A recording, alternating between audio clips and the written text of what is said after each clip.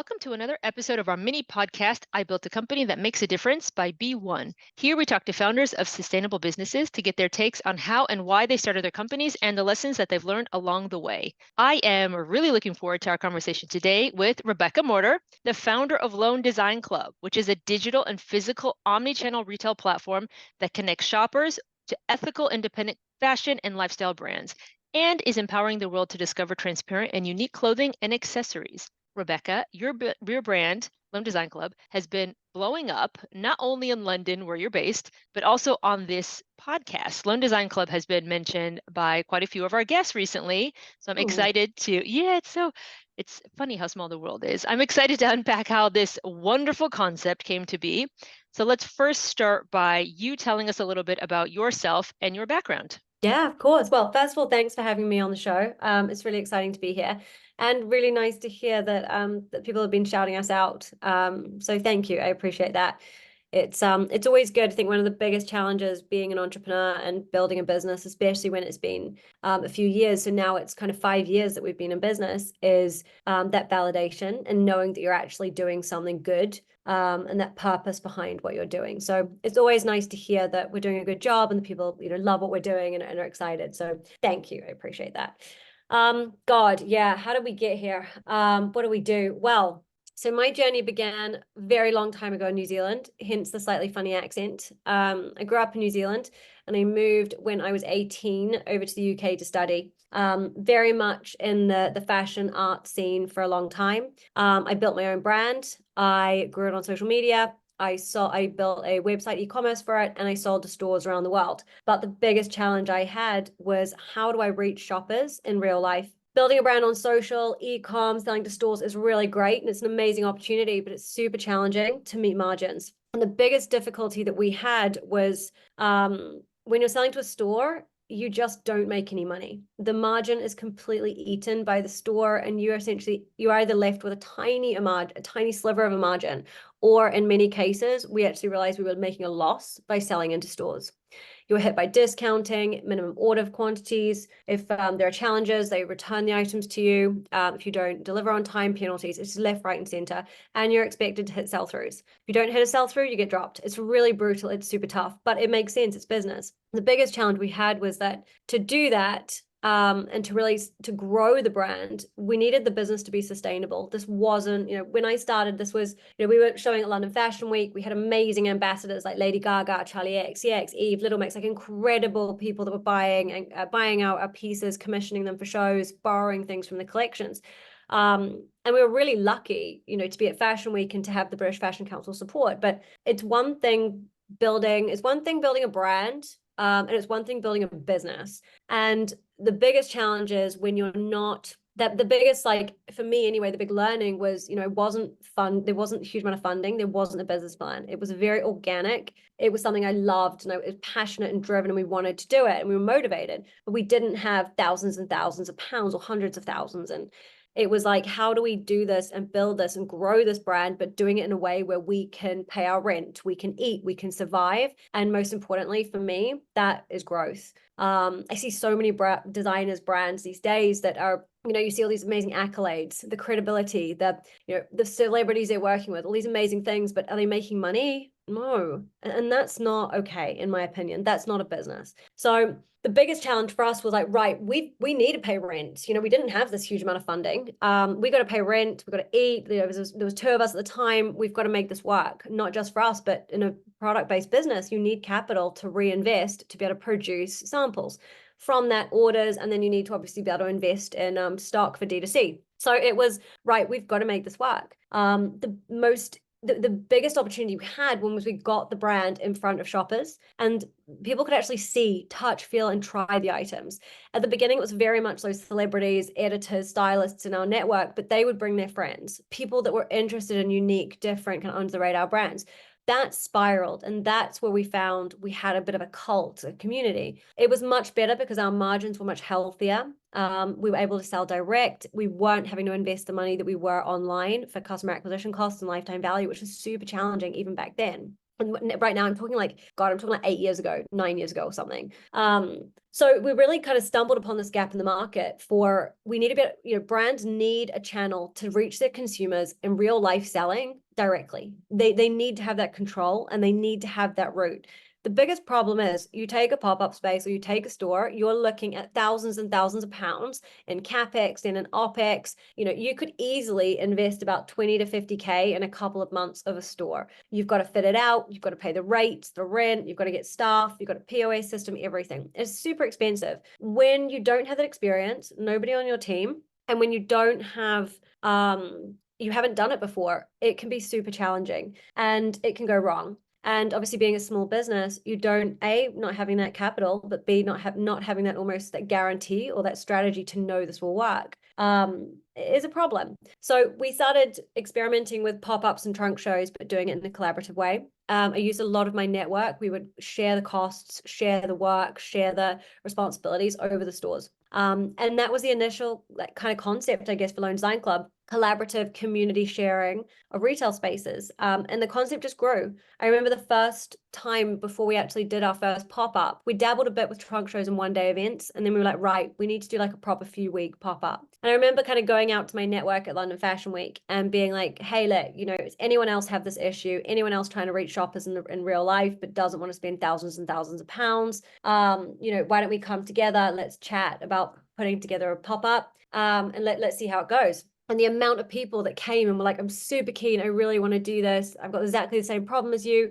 Online's expensive, but it's good. Selling to stores is a nightmare and I make no money. I need this channel that we're missing, because they had the same problem. When we got our customers in real life, sales were incredible. The engagement, the lifetime value, people would bring people to word of mouth. Our sales were at least 80 to 200% higher. And our margins were so much healthier. So it made sense, right? So from that first pop-up we did, we were totally full. We had, I think it was only like 10 brands, but we couldn't obviously take on that many. It was a small space that we wanted to do. So there were 10 of us with a wait list for more brands that wanted to join. And it was incredible. We had events, experiences. We had so many amazing VIP customers coming in. Sales were great. We were making profit and we were seeing an ROI. And because we had split the costs and because we had played to our strengths, we were in a really good position with it. So essentially all I've done since then is scaled the idea. And that was back in to kind of the end of 2018 when we set up the business. And since then, I guess the rest is history. It's been 5 years of, starting off great, and then COVID hitting, which was a lovely curveball, which made the team be super resilient. We had to really think strategically. We had to be very clever. We had to think about how do we support our brand community that was growing and growing. I think by then we were at something like 800 brands. Now we're at 2,500 and we're growing 10% organically month on month. But back then it was very much, how can we support our community? Because COVID's a real challenge. Brands need this outlet. They need this channel to reach these shoppers. What can we do? So we started getting pretty creative, and we started actually working with landlords. And instead of the brands funding the sites, the landlords would fund them, because their local communities needed freshness, excitement in the shop windows, but all the shops were dead. So we started kind of tipping retail on its head a bit and changing the narrative on who needed to pay and who needed to support and to step in. And that was actually the beginning of our second major revenue stream, which is still around today, which is where landlords very much, are one of our client bases. We now work with about 15 major UK landlords. So the Crown Estate, Westfield, Land Securities, Anchor Centres, so many of them. And it's amazing. And then at the same time, working with these 2,500 brands. 68% are UK based, followed by the rest of the world. The brands range from anyone from just starting out to maybe doing 50K turnover, all the way through to businesses doing 20 to 50 million revenue, looking at new market expansion. And what we're really trying to do at Lone Design Club is it's about building Shopify, but IRL. And that's my mission and the team's purpose, is how do we help the future generation of conscious, digitally native, D2C driven brands how do we reach them, get to the next level? And when we look at businesses like Gymshark, Allbirds, Warby Parker, Veja, Glossier, they've all had to go down the omni-channel route. They've had to integrate physical retail to really hit growth and scale. And that's what our job here is to do, is how do we help any brand, any size, have a spot in a prime location around the world in a cost-effective, lean and agile way to sell their products, to build that retail presence in real life. And we very much operate as Shopify in terms of dashboards. Everything's integrated, hardware, software, outside, and it's really about how can we give brands of the future the confidence in physical retail. And the way we work with landlords is they then have access to these brands. The big challenge for property estates right now is you go on the high street, it's full of the same copy and paste retailers. We don't need another Body Shop and we don't need another Ted Baker. They've also both now gone into administration or are going into administration. We saw the same thing with House of Fraser and Debenhams. We predicted that 5 years ago when we launched LDC that those two businesses would crash first because they were showing losses. It's not going to get better unless people understand what retail needs to do, and it's not transactional. And these bigger businesses are so big that they are struggling to properly adjust and evolve, right? Some of them are, and some are amazing. You know, we look at Sephora, incredible what they're doing. Space NK, again, really innovative. There's omni-channel there. They understand the role of physical retail. It's not to sell, it's experience, it's community, and it's storytelling. It's engagement, it's exciting people. It's a reason to come into the store, but you don't have to buy. We can do that online. So it's really about understanding the role of each channel and how they work together. Younger brands like Rixo, it's doing amazing things with their physical spaces, dinners, shows, intimate VIP evenings. There are some really amazing things happening in retail right now, which is so exciting to see. And the brands that are winning and are out there, they understand the role of physical retail. So that's really what we're trying to do. How do we help the future generation brands build that confidence in physical retail, understand how it works, and then help them scale it, introducing them to the right landlords? Well, that's okay. That's a super rich, but super deep in terms of your experience and what you've been able to hands-on, I call them data points, right? That you've been able to acquire working so deeply with these different retailers. When we first met a couple years ago, you had really super piqued my interest with what you were. This is like not a totally just after COVID, but would not far after COVID, and what you guys were doing with essentially empty or abandoned or vacated spaces on the high street, wrapping them, putting product in windows, but in a way that was engaging, so you could then feed back in terms of Exactly. capture engagement, but then feedback, have a snapshot in terms of who was passing foot traffic, and feed that information back to the landlord and to Exactly. brands to say, this is what people are looking for apparently on this corner. That was amazing. Can you talk about that use case that just you and I chatted about in the Ned, like, years ago now? Yeah. Gosh, that was ages ago. Yeah, I mean, so we still do these. These are a big part of our landlord partnerships. But yeah, as one of the ways that we, I guess, support or rejuvenate void units or empty spaces is, so sometimes a landlord can't put a brand in, and it could be they're doing works in the back. It could be it's core and shell, which means that there's no electricity and lights. It could mean there's a problem with the unit and it cannot be opened, the doors can't be opened. Now, we had this problem a lot with COVID, also because stores physically weren't allowed to open. So that was the other side of the challenge, was there was a normal use case, and then obviously the COVID period was not possible. So with both of those, that's when we were asked to get really creative. How can we do more to create excitement? One of the ideas we came up with was, as you were saying, these we call them tech-enabled windows. And what we did was we would work with our brand community in bringing in products suitable to the local area, the local shopper, and we would theme each window. So whether it was about spring, maybe International Women's Day, or whatever, we'd curate based on a kind of concept or an idea, curate the brand specific, then use QR codes on the outside of the window as a survey or some kind of hooks, explore this brand, or talking about sustainability, some kind of hooks or engagement pieces, usually with a competition to help incentivize, to get people to interact, to look online, they could see clothes in the window, you can purchase it here. And it was actually super interesting. It's very much a marketing piece now, and we do it a lot. So there's a big one in Liverpool, one. There's so many still over the country, which is great. It's one in Marylebone. They all have really interesting engagements. So like mirrors, so you can take selfies with like really cool kind of things around them. Competitions where the local communities have pitched in, and you could win a night stay somewhere. And it's really about how can we help the landlords better understand that local consumer. So some of them will be surveys on what do you love about Marylebone? What's your favorite store to visit? Do you come here for breakfast, or is it about shopping? And it's because the landlords don't have this data. For too long, they've just focused on filling units, and they've never looked at curation. They've never actually asked the shopper, what do you want? And I really do think it's because of social media, but we're in a world now where we're not dictated to by anybody. Before it was the boutiques and publications would tell us what we should buy, when, and from who.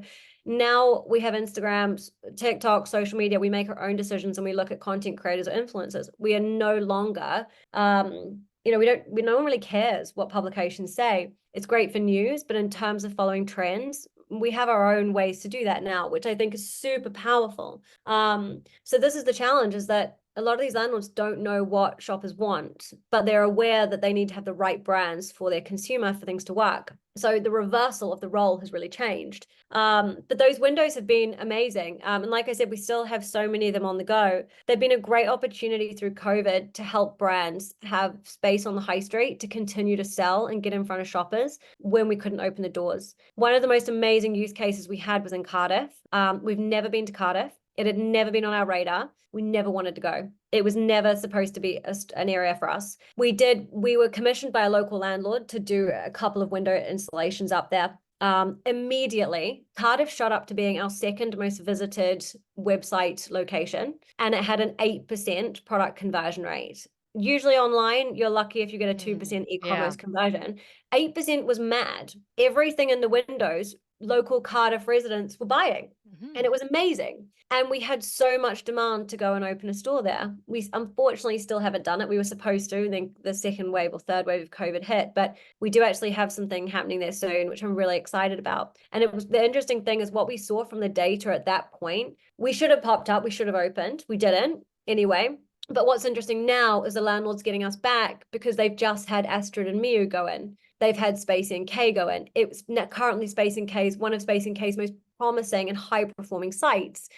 And now they're like, you've got to come. We're going to do a big thing with you. It's all very confidential, so I'm not allowed to talk about it much. But I can say that it's so interesting. We saw the data 3 or 4 years ago, right? Now it's really coming into play. And it's amazing to be able to see those patterns and learn from the shoppers in the early days and work with these landlords to really build proper strategic leasing strategies. I mean, the way I thought that was so amazing, what you were doing using technology that was not taking anyone out of their normal daily habits. You weren't asking anyone to do or click on anything that they wouldn't normally do. They were just passing by where they would normally pass by, either on their commute, around their office, where they live, whatever it is. But you were collecting very specific data about shopper behaviors and shopper demographic that was new and that you could pass back. So I thought that was super, super clever. Can you talk to us about your own journey with sustainability, why you decided to set up this company that kind of caters to and around and for sustainable brands, and why that was important for you? Yeah, it's a really good question. And it's nice to be asked this, to be honest. Like, I feel like too many times I go into, pitches or meetings, and everyone just cares about the bottom line and that purpose, which is so important. And I think to being a purpose-driven founder, you need people to ask you that, right? Otherwise, it becomes very much like, hey, that's not why I'm here. But it's been important to me since the beginning. So I actually, before I started Loan Design Club, when I had my own brand, we were not focusing on sustainability in the beginning. And that all started to change the more and more we worked with other brands that were making such amazing strides. And I remember thinking, we were learning so much about what they were doing. We'd both, and me and my co-founder at the time, had come from luxury fashion backgrounds, but not sustainability specific at all. And a lot of the brands that we were finding that were joining our community and were doing the stores with us were really heavy in that space. The biggest challenge they were finding was that stores didn't want to touch sustainable brands because there was still that taboo and that, that fear around, oh, it's too eco warrior, it's never going to sell. I mean, now it's like, geez, come on, guys. But back then it was really tough for those brands. But what we were seeing they were doing was amazing. The manufacturing processes, the practices, the values, the morals, it was so important and it was essential. We cannot be building businesses in this day and age not having a conscious approach. And it's why we've built it into Lone Design Club, is that any brand that works with us and applies go through a vetting process. My big thing has always been, you can't do it all and you can't expect everyone to be perfect, but we can all have an approach and we can all have a considered way that we're going to try and change things and what we're going to do in our business that's good. And I'm going to be really knowledgeable on that area. I'm not going to be able to be an expert on everything, but I'm going to do my best and I'm going to try and stick to what I think is good as much as I can. And that's really the approach that we try and take with LDC.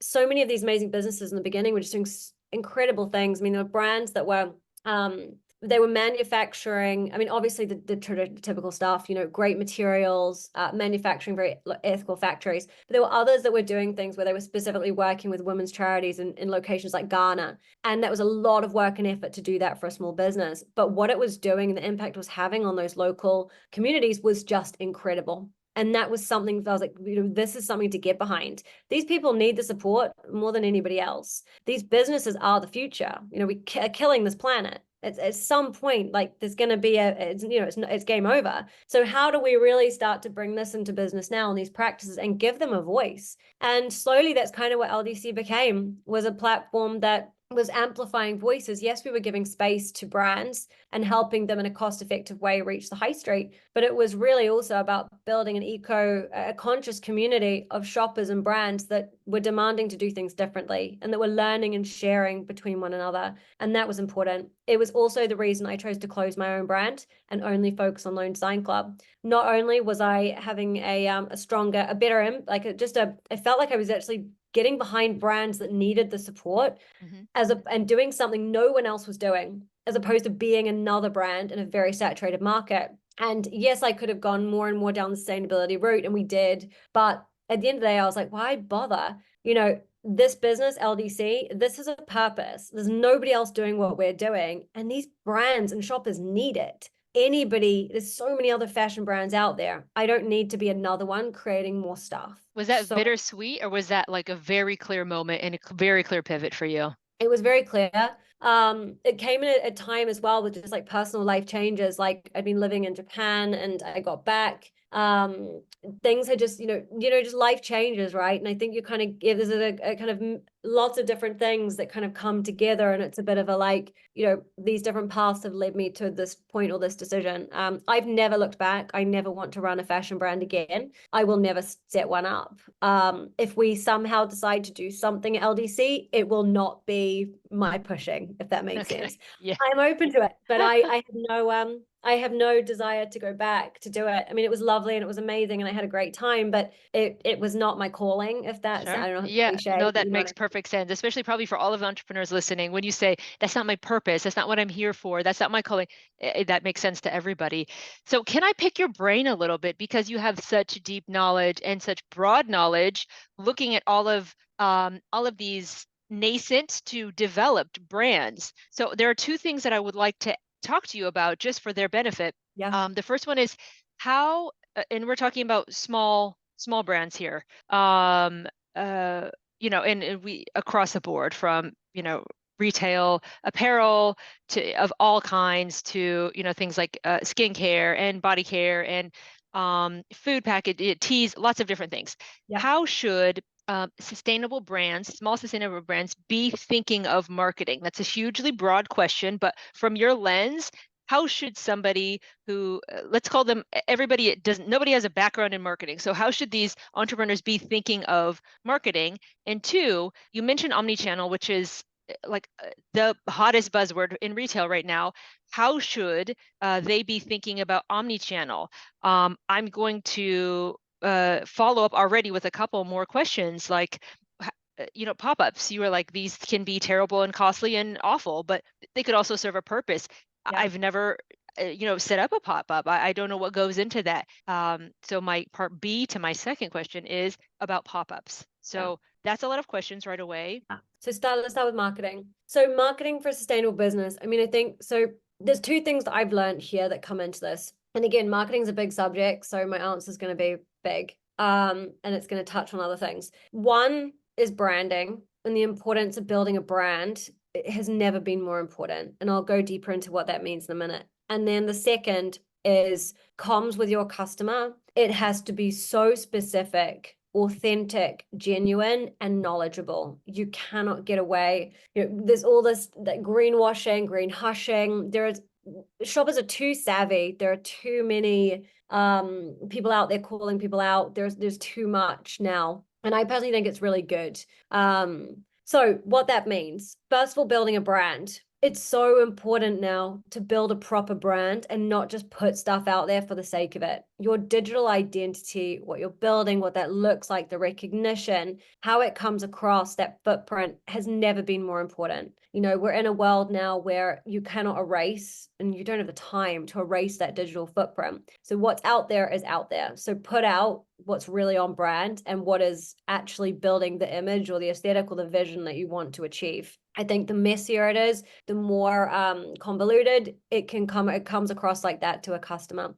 So really understanding the brand that you're building, that creative, but a brand, not a business, and not just putting things out for the sake of it is critical. And we see this time and time again. We see so many brands or businesses come to LDC that have incredible products. But when you're a one-man band, you can't be the creative, the branding expert, the e-commerce manager, the CFO, that there's a lot of hats. The quicker you can identify your personal strengths and outsource or get support across the other things, the better. You can't do it all. At the beginning, yes, you have to try, but there are certain things, and branding is one, that needs to be done really well. The image you put out will resonate with a shopper or it won't. So keeping that concise, key, and really direct, and if it's a premium brand, it needs to look premium. If it's more for market stalls and it's a bit more kind of I guess like raw, then that's what you keep it as. But just know your space, know your lane, and stick to it. On the marketing side, this is really tough, and this is where being absolutely authentic,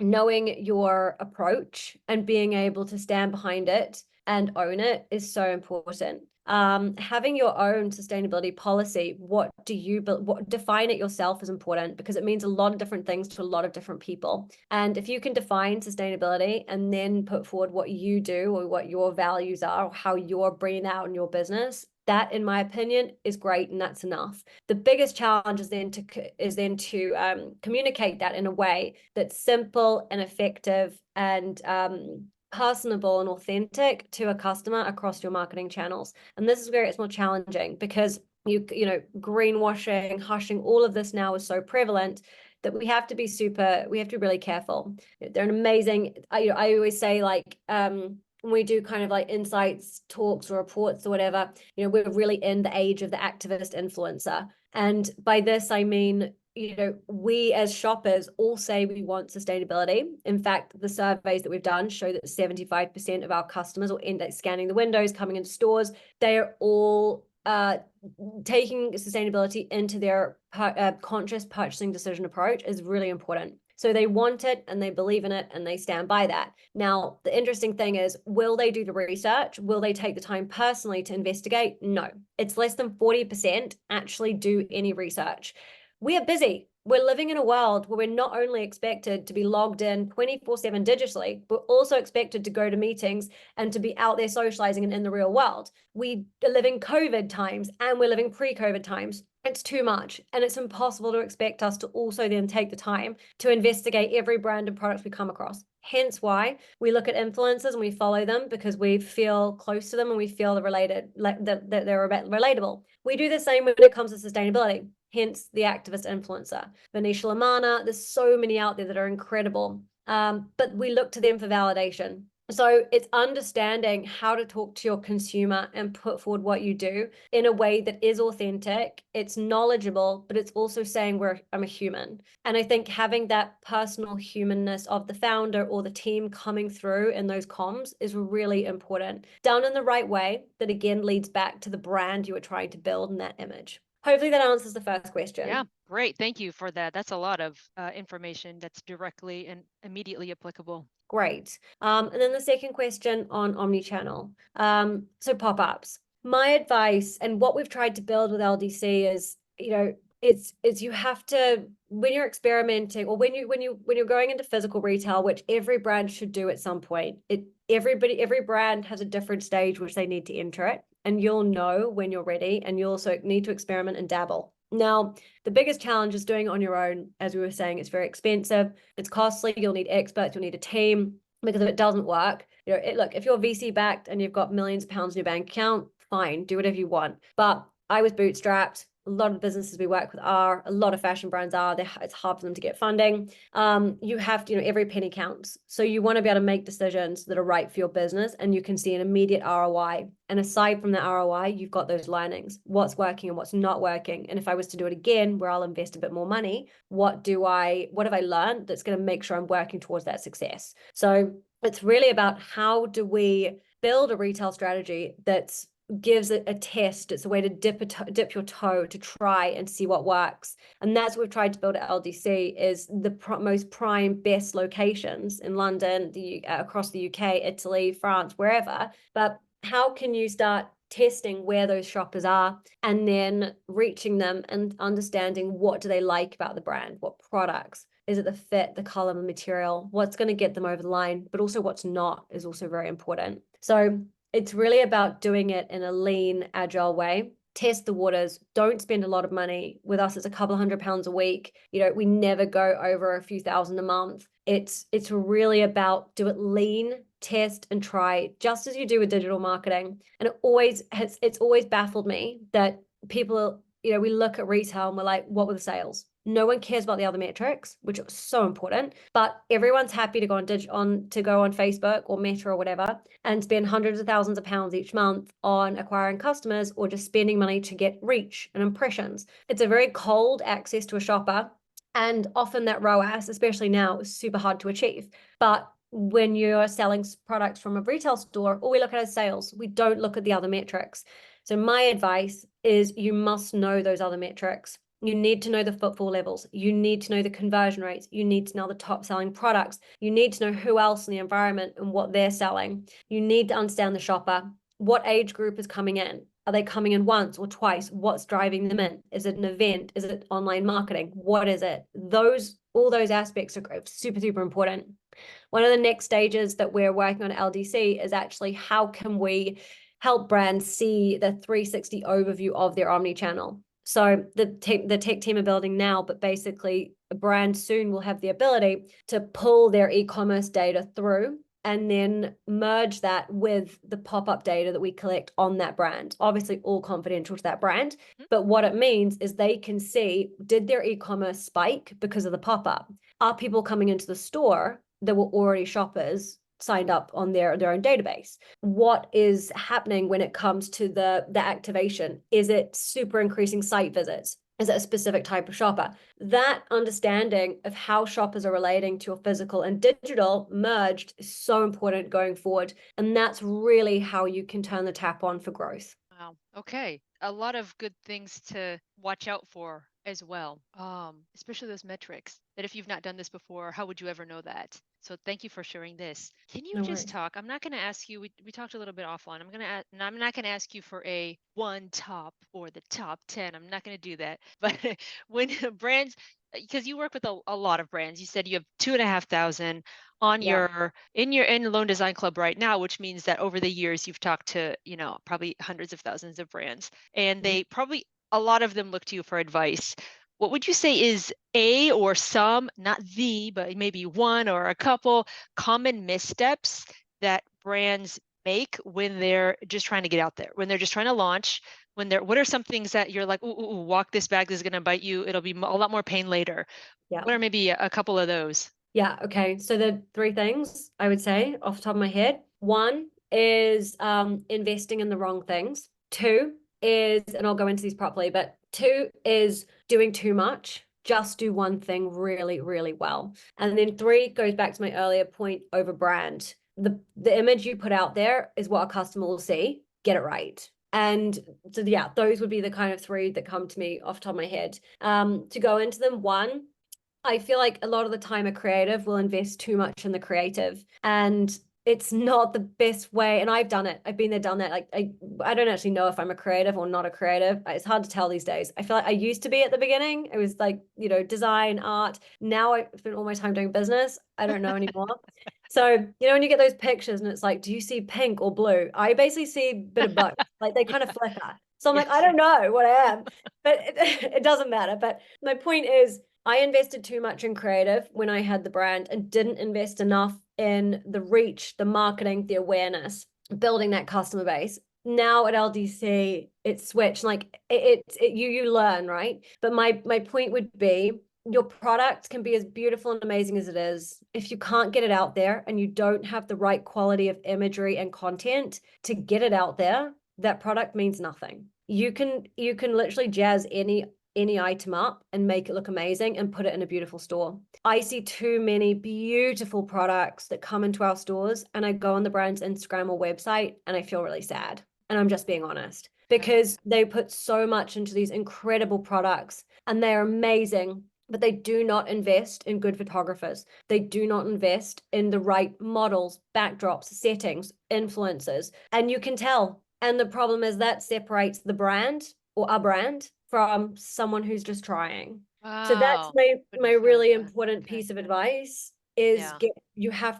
the brand is so, and it goes back to the last point, the brand, that's why I say the brand is so important. It has to look, if it's a premium product, it's 200 pounds, it's cashmere. Put it in the right setting on your Instagram. Do not photograph it in a basement with rubbish around or something. If that's the vibe you're going for, fine, but you get my point. It's got to be digitally communicated in the right way.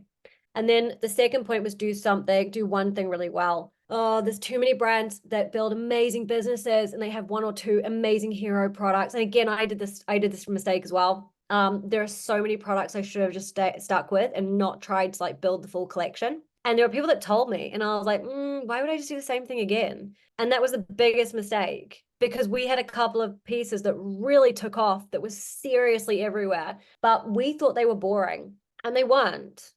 I'm sick of them because I see it every day, but the world hasn't seen it. And that was a mistake. And if I look back and I look at the brands that do really well, just start with one really iconic product. Do it in different colorways, fine. But you do not need a collection. You do not need a range. You definitely don't need a diffusion range. Just focus on one amazing product. Get it out there. Let the world fall in love. They need to buy multiple before you start doing more, because that brand and that image that you're building is as important as the product. Too many products dilute the brand. Wouldn't Yeah. have So thought of that. I That is think great. yeah, hopefully that's yeah, No, that's those super helpful. Okay, let's get to we always close the same way, which is kind of rapid fire. We ask everybody the same questions. And this really is about Lone Design Club and your own journey. Can you talk to us about what do you feel like is your biggest success today? And a lot of times guests mix this with like, oh, this is a personal or a professional, or this is very specific thing that happened that was tiny, but that was it. That was the marker for me. Is there something that comes to mind for you? biggest success to date. Oh, this is so tough. You know what? It's probably every time being asked this question and looking back and knowing that I answered it and I've got further than I even realized. And a lot of the times I'll get asked, and I used to say, you know what, if everything went wrong today, I'd be really proud because I've got further than I ever thought I would. And I think that kind of, I'm very like grateful for the journey and what I've been through. And if it was all taken away, I would be sad or whatever happened. But I've accomplished more than I thought I could and I would. And I think that every day that we get further feels like the bar's getting higher, but the milestone is being extended, which is nice. I mean, don't get me wrong, there's most of the time I spend being like, we're not growing fast enough, things aren't good enough. Why am I not good enough? I'm a failure. The imposter syndrome, all that rubbish that we deal with in our heads, right? And my boyfriend would probably listen to this and be like, what the hell? You're always complaining that like there's nothing's ever going well and it's never good. But no one, when someone asks you that, it's that's what always jumps to mind is like, you know what? When I got asked this last time, I've got further than that. So I can't, I've got to be really grateful. And I am. In terms like big milestone moments, I mean, it's so tough. I mean, we've been so privileged to work with some of the best, whether it's celebrities or brands or locations. I mean, we've had incredible projects with the Crown Estate. We've had Arizona Muse attend and do a big event for us. We've been all over the world. It's really like it's amazing, but none of those really matter to me. For me, it's more about I want every brand to be able to use our platform and love it. And I want every shopper to be able to go to an LDC store and love it and have walked out of that store having found a new brand they're going to follow on Instagram, they're going to invest in, and they're going to buy from for years. So as long as that keeps happening, and the more LDC shopping bags I see down the street, and the more, hope like good feedback of changing brands' lives and helping them, that's success. That's awesome. I love that, especially the first part of the answer. I've not heard that before on this show. That was a good one. I'm gonna play that. But can we talk It's, really quickly about the flip side then? Just to keep it totally real for the entrepreneurs and yeah. aspiring entrepreneurs. What do you feel like is maybe a huge failure? Oh, Oh God, like every day. No, it's a good question, and we don't talk about this enough. And I'm lucky that I get exposed to so many networking groups. I get to meet amazing women, amazing people in business. Like I'm so lucky, but we never talk about failure enough. I mean, like, first of all, I hate the word failure, and I've actually got to a point where like I've made, people say, how many like the mistakes you've made. I've got to a point where I make so many decisions, I don't even know if they're right or wrong. And it's like, why would I classify it as a mistake? It just took me down a path. It's a mhm, decision. mhm. It It is this way instead of this way. exactly. There's nothing bad about it. It's just I made the best decision I could at that time. I don't ever see them as being right or wrong. I just see them as taking a path. And so it's hard to talk about failure in that way, because it's the journey. But when I look back, I mean, the biggest challenge I always have, I came from a creative background. I did not come from a family of entrepreneurs. I did not come from an investment banking background. I studied design. I drew clothes at university, and I went and worked for businesses where I made clothes. I didn't have any business training. I was never taught about P&Ls. I was, our first P&L, I think it was something like, and I remember sitting down with one of our business mentors, and the first time we did it for our brand, and I think we'd done something where it was like we were going to make 30K or turn over 30 grand for the first year. That was it. And he was like, we had no idea what we were doing. And he was like, you probably need to add a few more zeros. And I'll never forget his face being like, at least you have no clue what they're doing. Like, and literally like, and we didn't, we'd completely come from, arts backgrounds where it's just like, it's so different. And that to me is probably the one, it's not really a failure, but it's an area that I wish I had built deeper into. That's not to say I would go back and change anything. But sometimes I joke with my partner that, if we ever have kids, they have to go into finance or coding. There's no in between, because it's just because both of us have like ended up in ways it's like we got here somehow. So those skills are important. But no, I mean it's tricky. I've made a lot of mistakes. I mean, the biggest failures are probably, if I looked at it, I mean, it's all learnings, right? But there are ways that I've learned a lot, and I wish I didn't learn it that way, if that makes sense. Mhm. Hiring is probably the biggest ones. Finding the wrong people, not the wrong people, great people that were not the right fit for us. Sure. Or trying, and often, trying to fit a round hole in a square peg. There's been a lot of learnings around that. And I've always had this kind of issue, and same with us, my COO Alice. We always sit down and talk about this. We don't anymore. We've learned a lot, but we always sat down and would talk about hiring failures, things that we didn't do right enough. And a big issue was we didn't have that corporate experience. So we hadn't gone through the corporate world and learned, the proper like management and how to do things. We're good people. We didn't do anything bad, but it was more just like a lot of the time we would hire people and we loved them, but we couldn't get them to perform in the role. And it was never bad, but it was never good for anyone. And it was very much like we're trying to fit a round peg in a square hole. And we spoke about this so much that, we're neither of us are good at hiring. We've got very good at it now. And I also know I'm not good at it. So she does more of the important parts of it, and I do the bits that are essential. But we've built processes, right? But those were always the bits those are the parts that I guess I look back on and wish I knew more and could have done better. And definitely, if we want to use the word mistakes and failures, there are times in there that, yeah, I feel like probably that's where the word is, like, where I could have been better and I could have learned had I had more experience. Sure. And last one, you could get 85% of the world to adopt a single behavior. What would that be? It would be about sustainability. I mean, we're in a point, like, and it's actually interesting. I was at a dinner last night in NatWest and London Partners dinner, and I was with one of the founders of Kogo, who does essentially, it's really looking at environmental wins through like your banking. So they partner with a lot of banking sites, and the biggest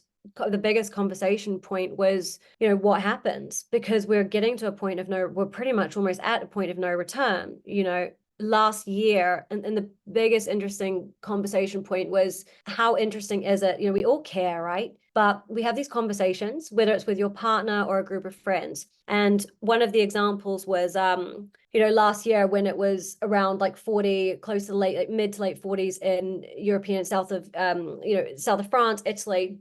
So many of the conversations were, oh my God, it's just so hot. The climate right now, this is not healthy for the world. Like, you have these really deep conversations about how bad things are, and then suddenly someone's like, does anyone want a drink? And it's just that switch from like, we need to talk about these things. This is really serious, and we need to be acting and doing more, but out of sight, out of mind. And this is the problem, is that everyone's aware of it, but we're not collectively doing enough every day and every moment to reverse the damage that we've caused. As awful as COVID was, it did reduce emissions by something like 70%. Not to say we should all get locked up, but I think there's a lot to say around, yeah, if everyone could do one thing, it would be following a very conscious routine, from recycling to water usage to supporting charities, people, homelessness. I think there's a huge amount we need to all adjust in our daily lives, and we're just not scratching the surface,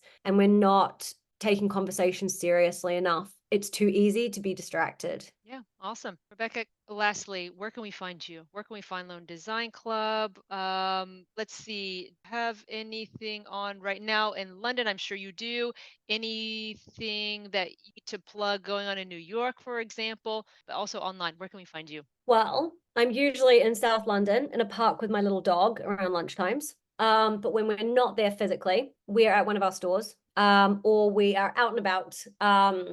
We currently have on, what have we got on? Gosh, we've got pop-ups on at the moment. So we've got one in St. John's Wood. We've got one in King's Road about to launch. We've got one in Borough Yards coming next week. We've got Brighton coming soon. So there's a whole list on our website, and then more will be continuously being added. We tend to open between 2 and 5 a month, so at least 2 to 5 happening at one time. But you can always find us at an event. We run a huge amount of events as well. A lot of the team are always there. Everyone's always very open to feedback, or to just having a chat, or just to hearing thoughts. So do always pop by. Awesome. And I have been to a couple events and they are very, very fun. And I love talking to the designers Designers, there. yeah, And they are it's such so a fun passionate about part. talking about their stuff and explaining exactly how they made it. And they're so, I don't want to say adorable because they're not children.